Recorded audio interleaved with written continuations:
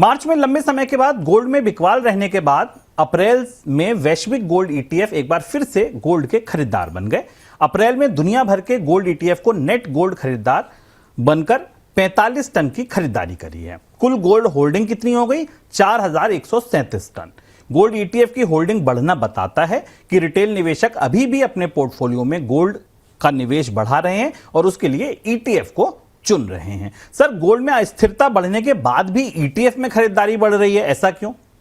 Gold निचले level के ऊपर आया। देखिए, दो तीन बड़े फैक्टर हैं और भी कई महत्वपूर्ण कॉम्प्लिकेटेड फैक्टर हैं जिन पर शायद हम किसी समय अर्थ में विस्तार से बात करेंगे। गोल्ड में दरअसल पिछले 3 महीने 4 महीने में स्ट्रक्चरल लेवल पे क्या हुआ, पर तात्कालिक तौर पर दो चीजें समझना जरूरी है।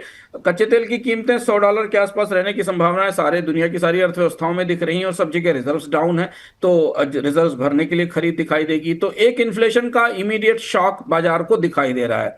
वो किस अर्थव्यवस्था में कितना बड़ा होगा ये अलग अलग लेवल पर निर्भर होगा। तो एक तो इन हेज अगेंस्ट इन्फ्लेशन वाली जो थ्योरी गोल्ड के साथ चलती वो अभी भी मजबूत बनती दिखाई दे रही है। दूसरा, बाजार ये मान रहा है कि जैसे ही जंग से बाहर चीजें निकलेंगी, करेंसीज का डिबेसमेंट शुरू होगा, डॉलर में कमजोरी आएगी। डॉलर इतनी परिस्थिति के बाद भी 98 के डॉलर इंडेक्स 98-99 के बीच बना हुआ है, तो वो एक महत्वपूर्ण चीज बनी हुई है। दो ऐसे फैक्टर हैं जो इसको सपोर्ट कर रहे हैं।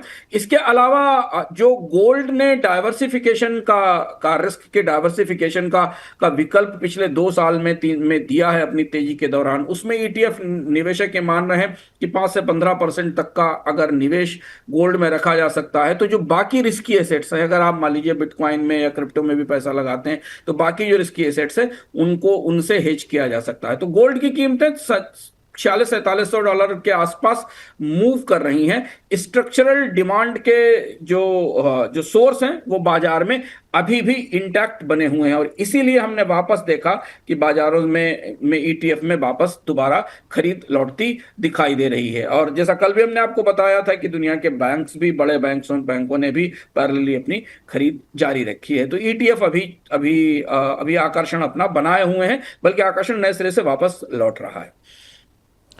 नए सिरे से वापस लौट रहा है। एक लेवल आप लोग थोड़ा सा ध्यान रखिएगा, 4880 का इंटरनेशनल मार्केट में इसकी बड़ी चर्चा है।